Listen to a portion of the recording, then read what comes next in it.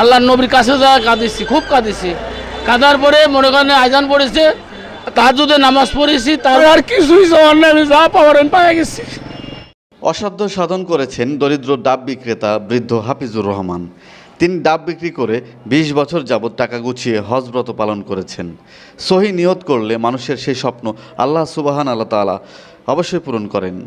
আমাদের আশপাশে অনেক কোটিপতি ধনী রয়েছে যাদের আল্লাহ সুবহানাহু তাআলা কবুল করেননি বলেই আজ পর্যন্ত তারা পবিত্র মক্কা ও মদিনার মাটি স্পর্শ করতে পারেননি।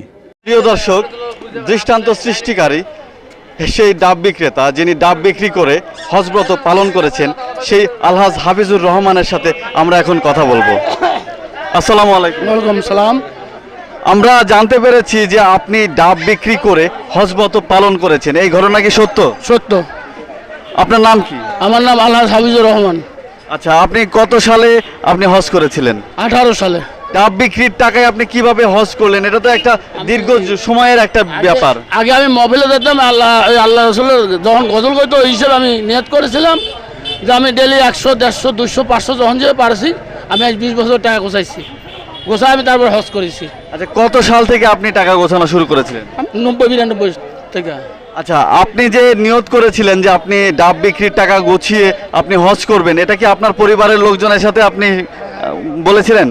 হ্যাঁ বলছিলাম, আমার ছেলেবেলে কিছু টাকা দেবে, বলছি পরে অন্য টাকা নেবো না, আমি যেটা গোছাইছি ওইটাই নেবো। আর বাড়ি আলি খুব খুশি হয়েছে, হয় আমি তারপরে আমি রওনা হয়েছি। তো আপনি যে এই ডাব বিক্রির টাকা দিয়ে এত টাকা খরচ করে হজ করলেন, তো এখন আপনার কি অনুশোচনা হয় নাকি আপনি খুশি? আমি খুবই খুশি। আমি আল্লাহর দোস্তর কাছে যাওয়ার থেকে আমি আল্লাহর কাছে তোয়াব করতে খুবই খুশি হয়েছি। আচ্ছা, আপনি যে হজ করতে গিয়েছিলেন সেই হজের সময়ের কিছু স্মৃতি যেটা আপনার সবসময় মনে পড়ে, সেই স্মৃতি আমাদের সাথে একটু শেয়ার করেন। তাইবে গেছিলাম, তাইবে করার সময় মনে করে, তারপরে মনে তোয়াব করেছি তখন মনে পড়ে। আর রাসূলের রওজা মনে করেন যে ইয়ার সময় আপনার রিয়াজুল জান্নাতে যায়, আমি নামাজ পড়েছি আর কাঁদিছি, আল্লাহর নবীর কাছে যা কাঁদিছি, খুব কাঁদিছি। কাঁদার পরে মনে করেন আজান পড়েছে, তাহাজ্জুদে নামাজ পড়েছি, তারপরে ফজরের নামাজ পড়ে বাসায় যাই খাওয়া দাওয়া করেছি। আইসা আবার ওই রাসূলের রওজার কাছে এসে সবসময় কাঁদিয়েছি, খালি কাঁদিছি যে আল্লাহ আমার শান্তি দিও এবং আমি জানি ইয়ে বেঁচে যেতে পারি, এই আশা করছি সবসময়ের জন্য। আপনি ডাব বিক্রেতা হয়ে আপনি হজে যেতে পেরেছিলেন, তো সেখানে গিয়ে কি আল্লাহর কাছে আপনি শুকরিয়া আদায় করেছিলেন? আমি লাখ লাখ শুকরিয়া, কোটি কোটি শুকরিয়া কাঁদিছি, আল্লাহ তুমি আমাকে যে আনিছো, আমি তার জন্য খুবই খুশি, আমি খুবই আনন্দিত। আমি আল্লাহর কাছে সবসময় আমি কাঁদিছি যে আল্লাহ আমি এর উপর আর কোনো কিছু চাই না, আমি সব কিছু পেয়ে গেছি। আমি এইটাই মনে করছি সবসময়। এখন আপনার কি জীবনে আল্লাহর কাছে আর কি কি চাওয়া আছে? আমার আর কিছুই চাওয়ার নাই, আমি যা পাওয়ার পেয়ে গেছি। আমি খুবই খুশি, আমি আল্লাহর কাছে লাখ লাখ শুকরিয়া। আচ্ছা, আপনার পরিবারে কে কে আর রয়েছে? আমার 3টে ছেলে আর বেটার বড় আছে, আমার স্ত্রী আছে, আর কেউ নেই। তো এখন ব্যক্তিগত জীবনে আপনি কেমন আছেন? আল্লাহ খুব সুখী রাখছে আমাকে। আমি খাওয়ার রোজা রাখি, আমি কোনো 2 ওয়াক্ত খাওয়ার জন্য 1 ওয়াক্ত হইলে আমার অনেক কিছু। আমি এভাবেও থাকি, আমি শেষ সাথে ভাতও খাই না, সময় দুধ খাই শেষ।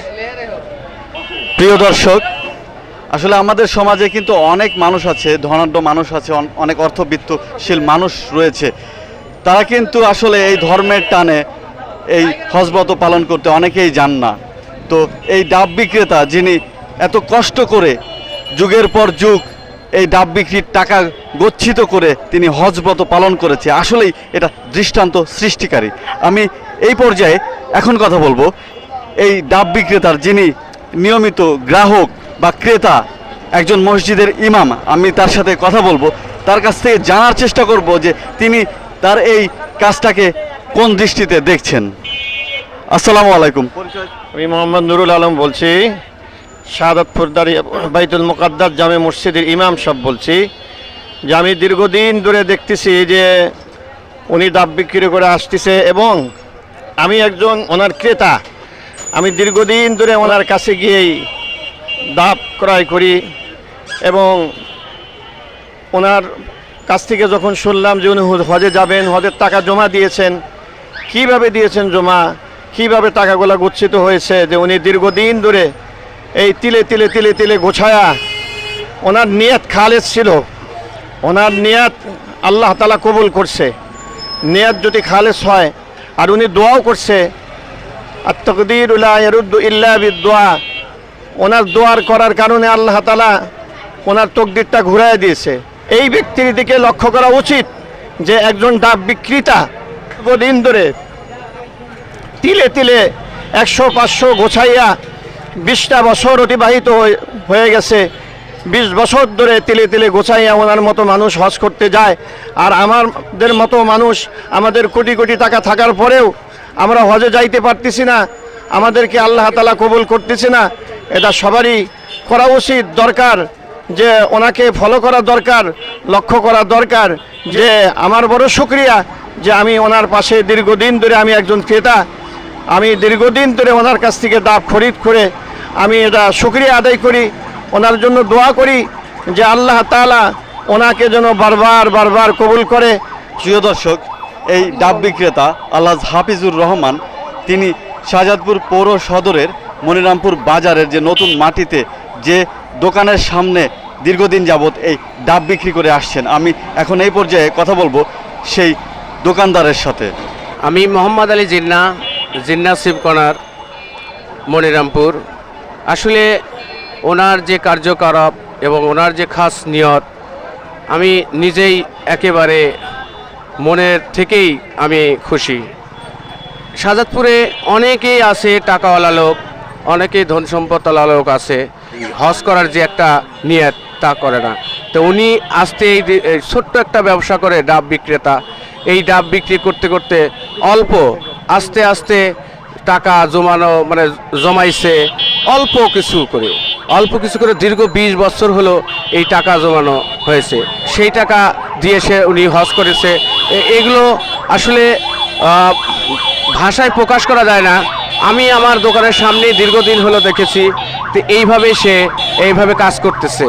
তো আসলে বর্তমান যুগে এরকম হয় না, এরকম দেখা যায় না, কিন্তু উনি ছোট্ট একটা ব্যবসা করে এরকম একটা উদ্যোগ নিয়ে আল্লাহ তাকে নিয়ত পূর্ণ করেছে।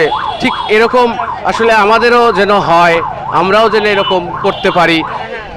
প্রিয় দর্শক, এই হাফিজুর রহমান, যিনি ডাব বিক্রির টাকা দিয়ে তিনি হজব্রত পালন করেছেন, এরকম দৃষ্টান্তমূলক কাজ কিন্তু আমাদের সমাজে অনেক রয়েছে। আপনারাই পারেন এই দৃষ্টান্তমূলক কাজগুলো, এই ভালো কাজগুলো সমাজে ছড়িয়ে দেওয়ার জন্য।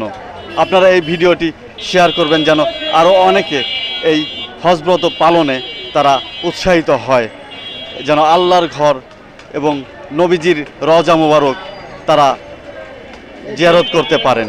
এই হাজী হাফিজুর রহমানের জন্য দোয়া এবং শুভকামনা রইল।